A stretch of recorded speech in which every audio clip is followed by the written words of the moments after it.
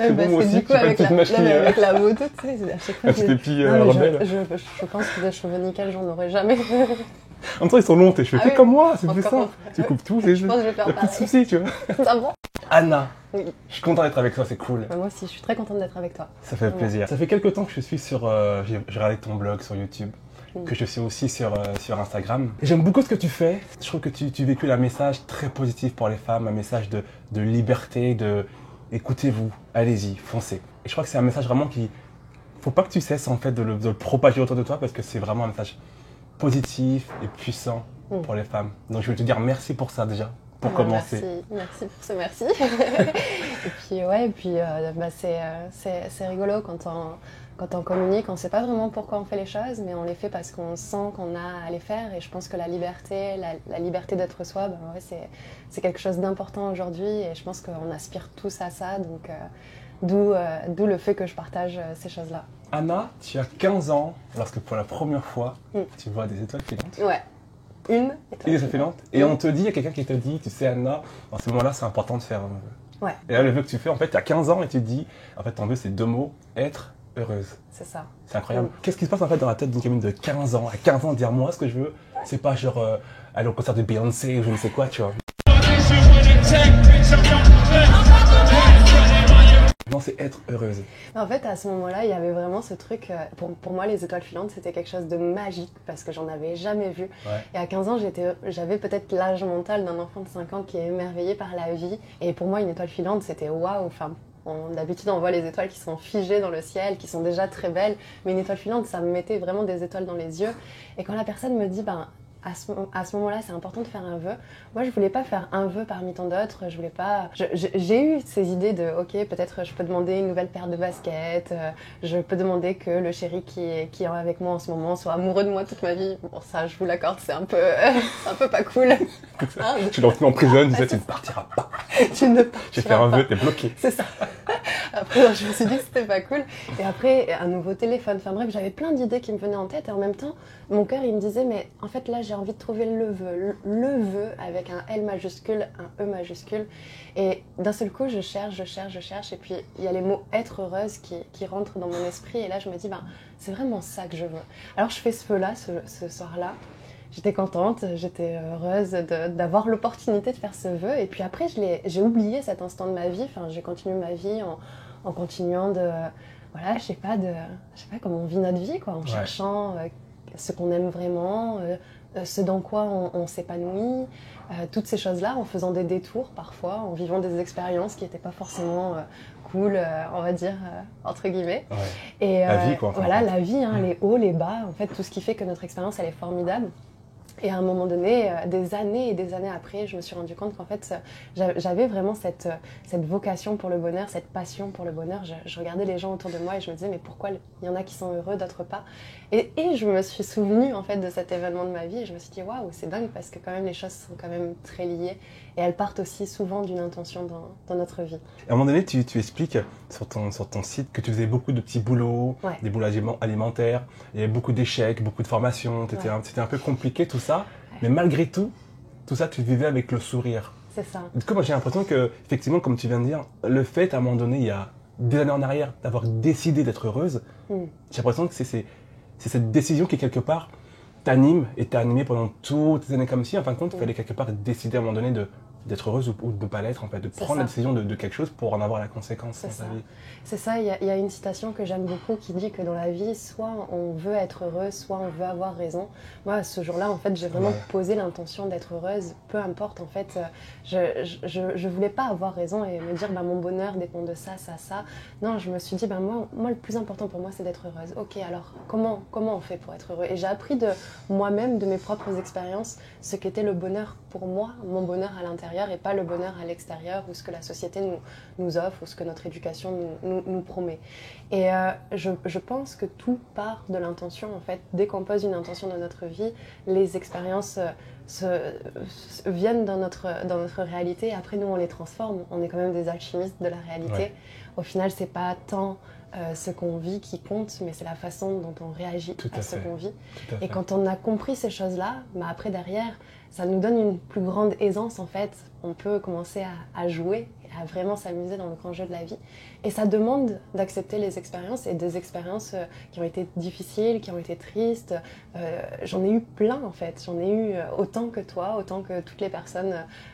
Moi je connais pas des gens à qui il n'arrive rien.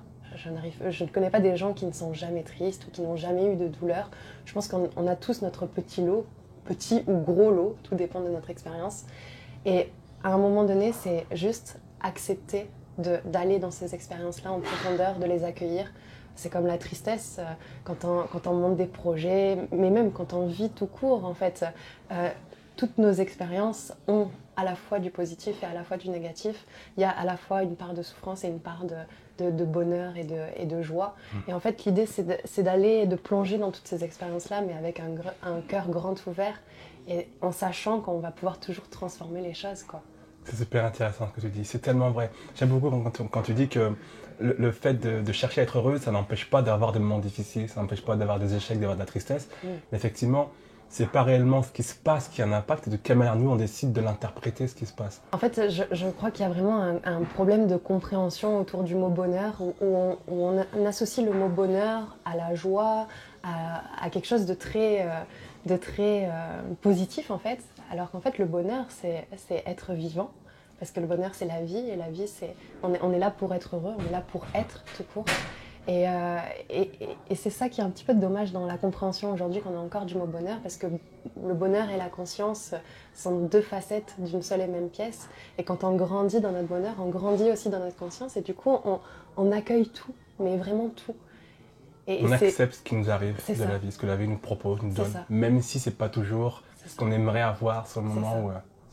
C'est vrai. C'est tellement important, c'est à un moment donné, notre rapport à la vie, il est important en tout cas d'aller voir, ok, comment je me sens par rapport à la vie, et pas à la vie que quand tout va bien, mais à la vie aussi quand tout va mal. Est-ce que je l'accepte et je l'accueille tout le temps, dans les bons comme dans les mauvais moments? Est-ce que je l'aime inconditionnellement?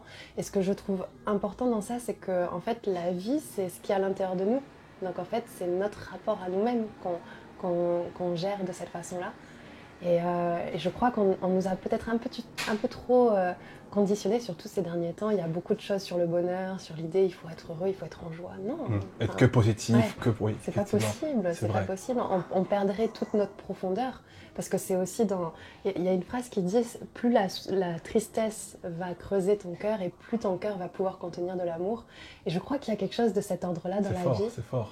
Oui, et c'est vrai en fait. Enfin, moi, ces mots, quand je les entends, quand je les ai lus la première fois, je me suis dit, mais c'est vrai. Et j'ai de la chance en fait d'avoir autant souffert, j'ai la chance d'avoir autant accueilli la tristesse dans mon cœur. La tristesse, je trouve que c'est une émotion qui est merveilleuse. Sans elle, il n'y aurait pas toutes les nuances de la vie, il n'y aurait pas toutes les saveurs. On pourrait pas... Si on voulait rester vraiment que dans de la joie, déjà, ça serait impossible à vivre. on se fatiguerait vraiment beaucoup trop. Et puis on aurait du mal du coup à savourer réellement la joie. Je pense que c'est grâce, entre guillemets, certains moments difficiles qu'on est capable vraiment d'apprécier un moment où tout va bien. C'est ça. C'est la nuance entre les deux qui permet d'apprécier l'un et... C'est la pluie qui nous fait apprécier le soleil. Et tout à fait. Oui, c'est carrément ça, dans toutes les expériences de la vie. Mais c'est vrai que c'est important ce que tu viens de dire. C'est vrai qu'on court beaucoup après, surtout actuellement avec tout ce qui est dev perso et compagnie, après le bonheur, soyez positif, ne pensez pas au négatif, positif. Mais en fin de compte, c'est pas possible. Deux, je trouve que c'est le meilleur moyen d'être triste, d'essayer de combattre quelque chose qui est juste normal. La tristesse, c'est quelque chose de normal. Et comment apprécier, comme on vient de dire, le bonheur si on n'a que ça? C'est comme, je pense, un enfant gâté et qui va donner que tout ce qu'il veut, tous les jouets, tout le bon qu'il veut. Bah, au bout d'un moment, il va s'en lasser de tout ça. Parce qu'il n'a pas connu justement le manque de jouets, le manque de bonbons. Moi, je sais que quand j'étais petit, j'avais pas tout le temps des cadeaux comme la plupart de mes potes, par exemple, qui avaient eux tout ce qu'ils voulaient. Je te garantis que quand j'avais mon bonbon, mais j'étais super heureux. Quand j'avais ma petite voiture, mais je pétais les plombs, c'était incroyable, c'était Noël, quoi, tu vois. Parce que justement, j'avais la contrebalance. Apprécier ce qui est bon, grâce justement au fait que c'est pas tout le temps bon. Et la vie, c'est ça, en fin de compte. Alors, ce qui est aussi très intéressant dans ton parcours, c'est que tu expliques à un moment donné que tu t'es rendu compte très rapidement que inconsciemment, tu parlais de bonheur à tout le monde, à ton entourage. Mais c'était purement inconscient, c'est toi. Tu exprimais ce que tu voyais, ce que tu vivais. Anna qui s'exprime, quoi. Et d'ailleurs, tu t'es dit, mais ok, c'est bien beau, mais si maintenant tout ce que je fais inconsciemment, et si je le faisais consciemment? C'est ça. Et là, en plus, on part dans une grande aventure L'aventure d'être soi. C'est ça. Et tu te dis, et si j'écrivais un livre? Ouais. Alors, on va rentrer un peu plus tard dans tout ton parcours, parce que ça n'a pas été, encore une fois, que de la facilité. Non. Donc, on va en parler un peu plus tard. Mais j'aimerais reprendre des petits extraits de ton livre que je trouve magnifiques. On va en parler ensemble, parce que je trouve que ce sont des extraits qui parlent d'eux-mêmes. Donc, moi, en tout cas, qui m'ont fait... yes, j'aime ça me fait plaisir. À un moment donné, tu dis, souvent, nous ne prenons pas le temps d'apprendre à nous aimer profondément et intérieurement, car nous sommes trop occupés à rechercher l'amour à l'extérieur. Je kiffe. C'est mortel. Ouais, parce que en même temps, c'est vrai. Dès qu'on arrive sur Terre, notre attention, elle est tout le temps portée vers l'extérieur. On pense, quand on est enfant, que l'amour doit venir de nos parents. Chose qui est tout à fait normale, hein. Il n'y a pas de jugement en fait sur ces mécanismes qui sont inconscients, qui sont, en fait, on va dire, notre façon innée de fonctionner. Et en fait, qu'est-ce qu'on se rend compte? Je ne sais pas si toi tu t'en es rendu compte dans tes plus jeunes années d'expérience de vie. En tout cas, moi j'ai ressenti en fait le fait que l'amour dans ce monde-là, malheureusement, il y a de gros problèmes. Je pense qu'on est pas mal malades. Les gens sont malades de l'amour. Et du coup, forcément, qui dit des gens autour de nous qui sont malades de l'amour, forcément, ils ne peuvent pas nous donner un amour inconditionnel. Moi, c'est vraiment quelque chose qui m'a marquée dans mes premières années de vie. Et du coup, mon cheminement dans la vie de manière générale m'a amenée à comprendre qu'en fait, c'était à moi de me donner l'amour que j'avais besoin de recevoir et que c'était mon devoir, ma responsabilité et en même temps ma propre liberté de pouvoir le faire. Et du coup, en ayant cette façon-là de voir les choses, on se rend compte que quand on s'apporte de l'amour soi-même, tout notre univers, toute notre réalité change. Et je trouve que c'est assez important pour le partager parce que justement, on nous en a tellement pas parlé et c'est tellement dommage. C'est vrai. J'ai souvent tendance à dire qu'à l'école, on a plein de matières, histoire, géographie, mathématiques, biologie, enfin, tout un tas de matières. Et je me dis, il manquait, pour moi, il manque beaucoup de matière. La matière sur l'amour, pardon. Une matière, on nous parle de l'amour. Qu'est-ce que c'est, comment ça fonctionne, comment ça peut fonctionner, qu'est-ce qu'on est censé ressentir, est-ce que c'est par rapport aux autres, c'est quoi l'amour, en fin de compte? Surtout quand on se rend compte quand même que tout notre univers existe quand même parce qu'il y a l'amour. Et c'est tellement peu partagé, alors qu'en soi, c'est une réalité. Tout ce qu'on fait, on le fait parce qu'on aime. Tout à fait. On aime la vie, on aime les choses, on aime les gens autour de nous, on s'aime nous-mêmes. Et ça, c'est un peu comme... c'est omniprésent, et pourtant, on n'en parle pas. C'est vrai. C'est tellement dommage. Alors, autrement dit, pourquoi on en parle si peu, du coup? Si c'est si important, et si effectivement on a besoin, on vit à travers l'amour, pourquoi on n'en parle pas, pourquoi on n'en parle pas correctement? Je pense parce qu'on s'est perdu en chemin. Des fois, j'ai l'impression qu'au final, l'être humain est le spécialiste de se raconter des histoires. On se raconte tout le temps des histoires. Et quand on voit le monde tel qu'il est fait aujourd'hui, au final, il est un peu le résultat de toutes les histoires qu'on se raconte. Quand on voit qu'aujourd'hui il y a des guerres, quand on voit qu'on est en 2018, il y a encore des gens qui meurent de soif, qui meurent de faim. Enfin, tout ça, au final, c'est le résultat de toutes les histoires qu'on se raconte. Et malheureusement, on a perdu l'amour à l'intérieur de nous, mais parce qu'on a tellement été à l'extérieur dans l'expérience de la matière qui est fabuleuse. Et moi, j'adore, je trouve que cette expérience, elle est splendide. Mais elle ne suffit pas. Mais elle ne suffit pas, c'est ça. Il y a des choses à l'intérieur de nous à aller voir, à aller guérir justement ce manque d'amour. À aller s'apporter ce qu'on n'a pas eu en fait. Merci, c'est vraiment très, très juste ce que tu dis. Il y a un autre extrait de ton livre que j'aime beaucoup, d'ailleurs je le montre à l'image, on va en reparler tout à l'heure plus en détail, mais un livre que je vous recommande vraiment chaudement. Tu dis « Vivre chaque jour comme étant à la fois le premier et le dernier ». Alors pourquoi j'ai aimé ce passage-là? Parce qu'aujourd'hui quand on parle de vivre chaque jour, on dit souvent « Vivez ce jour-là comme si c'était le dernier ». Ok, c'est cool. Mais toi, tu rajoutes comme si c'était aussi le premier et le dernier. Tu peux nous en parler de ça, de cette phrase, de cette tournure de phrase? C'est l'idée, en fait, l'idée de voir les choses comme si c'était la première fois. Si j'arrivais pour la première fois dans cet endroit, déjà, je regarderais tout comme ça et je me dirais « Waouh, c'est magnifique !» Et c'est vrai, ça l'est, en fait. C'est grâce à notre premier regard qu'on peut vraiment aller dans l'émerveillement. Tout à fait, c'est vrai. Et c'est ça qui nous manque en fait, c'est qu'on est tellement habitué à la vie que pour nous tout ça c'est tout à fait normal. Mais moi j'arrive pas à faire ça en fait. Moi tous les jours quand je me lève, il y a au moins un moment donné dans la journée où je me dis mais waouh, j'ai juste à regarder ma main et me dire mais waouh. Genre, c'est quoi ça? J'aime beaucoup ta phrase, nous sommes trop habitués à la vie. C'est puissant, c'est vrai. Alors que je sais pas, il y a juste à regarder le ciel et à se dire waouh, mais il y a toute cette distance entre nous et le ciel est tout le temps là et le soleil se lève le matin. Enfin, il y a quelque chose qui régit autour de nous, quelque chose de plus grand qui régit tout ça et le miracle de la vie se présente à nous chaque jour. C'est le premier en fait, c'est le regard du premier, le premier regard sur les choses. Ça c'est tellement important parce que c'est ça qui nous permet de garder l'émerveillement. Et le dernier, parce que justement, si ce jour-là c'était le dernier, ok, comment j'aurais envie de le vivre? Qu'est-ce que j'aurais vraiment d'important à partager? Je crois que c'est parce qu'on a on vit dans cette illusion que la vie est longue et puis il y a le temps pour...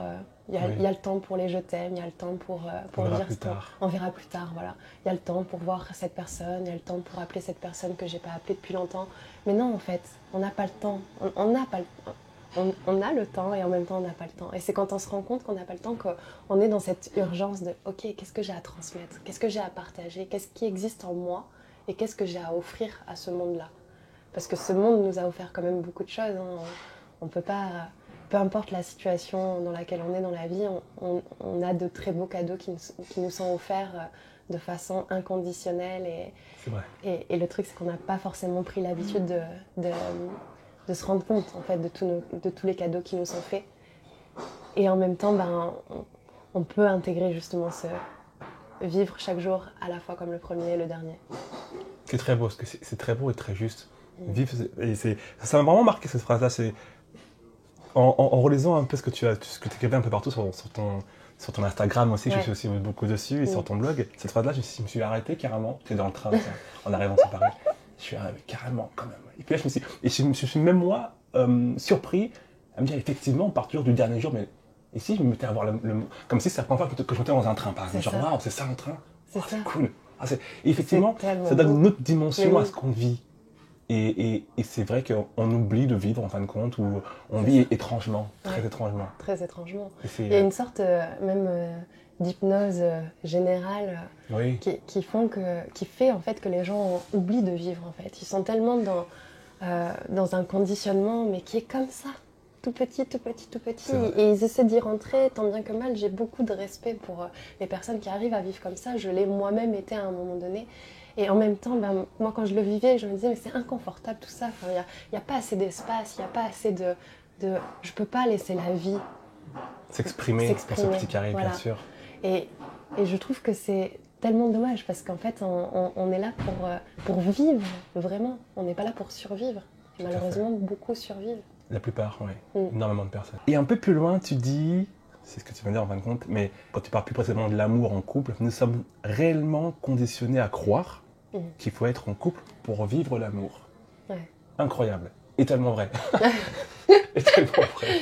Alors moi, en tant que coach axé sur les femmes, je coach plusieurs centaines de femmes en personnalisé sur Skype par mois, et c'est quelque chose qui revient tellement souvent. Des femmes qui me disent, mais si mon homme m'aime pas, je suis rien. Si mon homme m'aime pas, je me sens vide. Ouais. Et c'est vrai que c'est important que tu rappelles que l'amour ne dépend pas d'une autre personne, l'amour qu'on est censé avoir pour nous-mêmes. Et j'adore cette phrase, nous sommes réellement conditionnés à croire qu'il faut être en couple pour vivre l'amour. Alors que l'amour, déjà, c'est déjà quelque chose qu'on a à l'intérieur de nous, en fait. Bien sûr que nos relations de couple nous emmènent à l'amour, ça c'est certain. Après, je trouve que c'est tellement dommage en fait de réduire l'amour à je mérite l'amour si cette personne-là me donne de l'amour. C'est vraiment limiter en fait le pouvoir énorme que l'amour a. Au-delà de ça, je crois que le plus beau cadeau qu'on puisse faire en amour pour quelqu'un, c'est de lui apprendre à s'aimer lui-même tel qu'il est. Tu peux répéter cette phrase? Elle est magnifique, je kiffe. Non, le plus beau cadeau qu'on puisse faire en amour à quelqu'un, c'est de lui apprendre à s'aimer lui-même. Magnifique, c'est vrai. Et c'est là, en fait, où on rentre dans une conception beaucoup plus grande. Je trouve que c'est tellement dommage de réduire l'amour juste au couple, parce qu'il y a plein de formes d'amour. Quand j'ai écrit ce livre, c'était de l'amour. Quand là, on échange cet instant-là, c'est de l'amour. Quand je suis sur ma moto, c'est de l'amour aussi. Enfin, l'amour est omniprésent, au final. Et quand on accepte d'entrer dans notre propre version de l'amour, notre propre façon d'être à l'amour. J'aime cette idée qu'on a chacun notre façon d'être à l'amour et que on a ce travail envers nous-mêmes à faire de « Ok, c'est quoi pour moi l'amour ? Comment je me donne de l'amour ? Comment je prends soin de moi ? Comment je me guéris de tout ce manque d'amour qu'il y a autour de moi ?» Parce qu'une fois qu'on est bien à l'intérieur de soi, bah là on peut donner vraiment de l'amour et pas de l'amour à condition ou de l'amour avec des petits cadeaux empoisonnés et du venin émotionnel. Et là, d'un seul coup, nos relations, elles changent, elles deviennent beaucoup plus profondes, elles deviennent beaucoup plus vraies aussi. Plus authentiques. Et du coup, c'est toujours la même chose, en fait, c'est prendre la responsabilité de sa propre personne, parce qu'en fait, derrière, on est tous liés les uns aux autres, et on jaillit les uns sur les autres, en fait, on se donne des autorisations, on se partage des choses, et ça part, en fait, de soi. C'est ça qui est beau. C'est magnifique, c'est vrai, c'est trop vrai. Alors parlons un peu maintenant de cette période de stress que tu as vécu un peu dans la conception de cet ouvrage. J'ai beaucoup aimé ton parcours, tu en parles un peu dans tes vlogs, tu expliques la période où tu voyais tous les jours les chiffres qui montaient, l'œuf, le petit œuf sur lequel tu grandis. Alors, la première fois que tu te dis, ok, c'est parti, je vais écrire ce livre, donc tu pars en vacances en Australie, il me semble, c'est ça? Et là, en quelques jours, 5 jours... j'étais pas vraiment en vacances, mais... parce que moi, je travaille pas vraiment et je suis pas vraiment en vacances. Ça, c'est une vie atypique, c'est ça qui est intéressant, en fait. En fait, quand elle est en vacances, elle est pas en vacances, elle vit. Donc, ce que nous, on vit comme des vacances, elle, c'est la vie pour elle. C'est ça. C'est super, j'adore. Donc, c'était donc en Australie. Différence, c'est ça, c'était en Australie, ouais. Et en quelques jours, tu dis, tiens, t'es inspiré par l'idée, cette phrase, la vie est tellement belle. Alors, ça se passe un petit peu différemment. Le parcours de la vie est tellement belle est assez particulier. En fait, un jour, j'ai vraiment découvert la vie est tellement belle. C'est quelque chose que j'ai découvert dans une expérience de conscience, et j'en parle dans le livre. C'est des choses qui ne sont pas forcément partagées. Enfin, moi, en tout cas, quand j'ai vécu l'expérience, j'ai été émerveillée, vraiment, pour le coup, parce que je ne savais pas qu'on pouvait vivre des expériences de conscience comme ça. Qu'est-ce que tu appelles une expérience de conscience ? De conscience en fait, c'est tellement personnel et tellement intime, en fait, que j'ai du mal à mettre des mots dessus. Dans tous les cas, aujourd'hui, on va dire, la plupart des êtres humains vivent des états modifiés de conscience tout le temps. Par exemple, quand on regarde un film, on va être dans un état modifié de conscience. On va vivre quelque chose de différent de notre réalité. J'ai l'impression qu'on n'a pas beaucoup exploré ces états modifiés de conscience. L'hypnose, par exemple, est un état modifié de conscience. La méditation en est aussi un. Les voyages intérieurs, moi je parle beaucoup de voyages intérieurs parce que c'est vraiment ça que je vis moi de mon côté. Je peux fermer les yeux et puis puis m'imaginer à vivre des choses, des voyages à l'intérieur de moi. J'ai par exemple un lieu secret où à l'intérieur il y a des tiroirs où je mets tous les trésors que je trouve dans la vie pour pas les oublier. Tout ça en fait au final c'est de l'imagination, mais pas que, parce que j'ai l'impression qu'entre l'imagination et la réalité il y a pas beaucoup de différence en fait. L'imagination nous emmène à la réalité. Du coup, cet état modifié de conscience, c'est vraiment quelque chose que j'ai découvert. Il y a eu mais c'est ce que je me raconte tout le temps. Et j'ai commencé à le dire, à le répéter, et ça devenait en fait une chanson, les mots chantés. Du coup, je répétais tout le temps, la vie est tellement belle, elle est tellement belle, elle est tellement belle. Et ça venait comme ça en fait. Mon corps s'exprimait et mon corps tout entier s'exprimait, ça formait une danse. Et tout à la fin de l'expérience, j'ai dit « laissez-vous traverser par elle ». C'est toujours difficile de raconter un souvenir de cet ordre-là, parce que forcément c'est quelque chose de différent, qu'on connaît pas, qu'on n'a pas l'habitude en fait dans notre vie ordinaire d'aller visiter. Et pourtant, je pense que ce livre porte justement tout ce cadeau-là de ok, il y a des choses à aller visiter au-delà de notre réalité comme on la connaît, toute figée, toute mise dans une petite toute case. Rangée. Voilà, c'est ça. Du coup, en fait, j'ai découvert la vie est tellement belle, chose du coup qui ne m'appartient pas en fait. C'est quelque chose que j'ai accueilli, on va dire, et j'aurais tendance à dire qui m'a traversée. Et c'est rigolo parce que les mots d'après, c'est laissez-vous traverser par elle.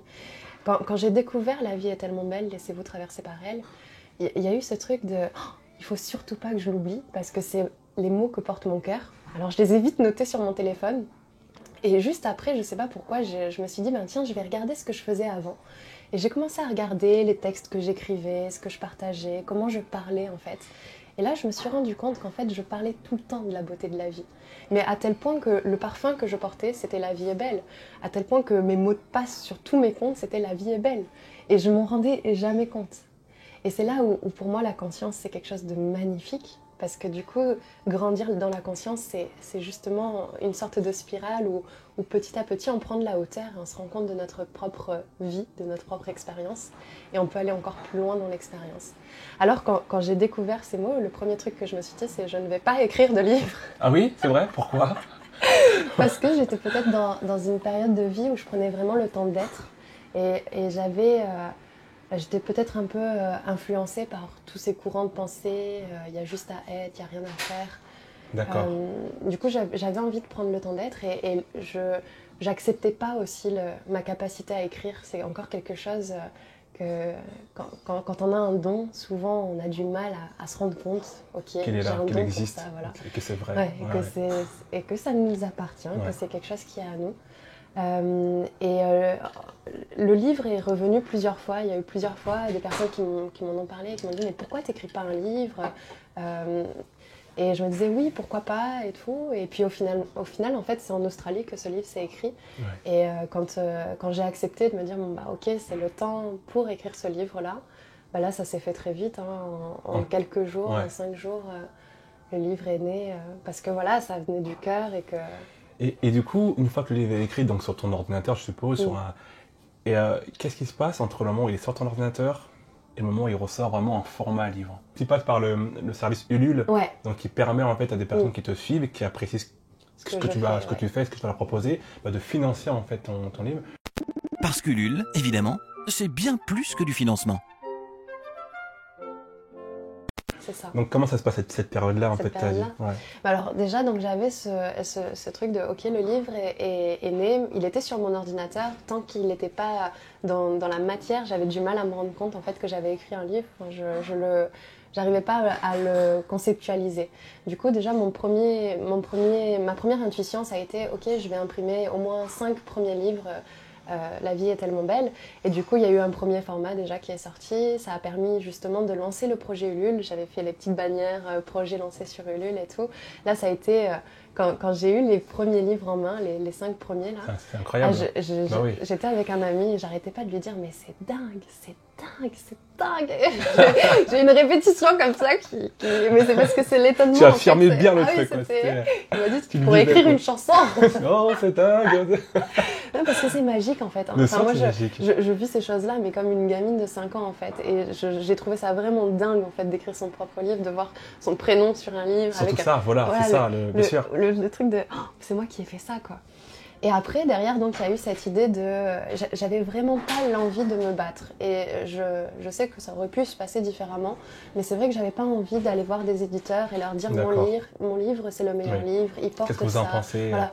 J'avais pas envie aussi qu'on me dise il faut changer ça, il faut changer ça, pas par ego mais vraiment parce que c'était sorti comme ça, je savais que c'était mon cœur qui l'avait écrit et dans tous les cas en fait je savais que si je commençais à changer un truc, j'allais tout changer et que là, c'était fini, il n'y avait plus de vie. Change le titre, on change tout, autre chose. Mais non, mais du coup, voilà, il y avait des intuitions qui étaient très très fortes et après, je me suis dit, en fait, moi, je suis née quand même, entre guillemets, grâce aux gens qui me regardent, grâce aux gens qui me suivent, grâce aux gens qui m'encouragent. Et je me suis dit, ce livre, il est la continuité de moi, il est la continuité de mon expérience de vie. Et toute ma vie, elle s'est construite autant parce que moi, j'étais là et parce que j'ai impulsé des choses, et autant parce que j'ai eu de merveilleuses rencontres, de merveilleuses personnes qui m'ont permis de naître. Et j'avais envie de donner l'opportunité à ce livre de naître en fait de la même façon, par moi, et aussi par tous les gens qui m'entourent. D'où la création du projet Ulule. Du coup, je vous ai expliqué pour ceux qui n'avaient pas suivi l'aventure. J'ai donc écrit un livre qui s'appelle « La vie est tellement belle », le projet qui a été lancé sur Ulule. Et ça s'est fait mais vraiment de façon naturelle, quoi. Il y a pas eu 36 000 questions. La seule chose qui a été un peu compliquée, c'était le fait d'établir le budget parce que les chiffres, c'était pas trop ça.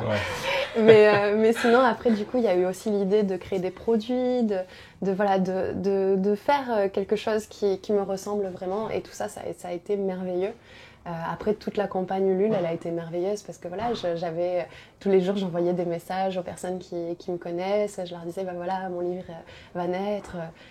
Du coup, là, il y a les précommandes, ça se passait sur un mois. Pendant un mois, on a réuni 5000 et quelques euros.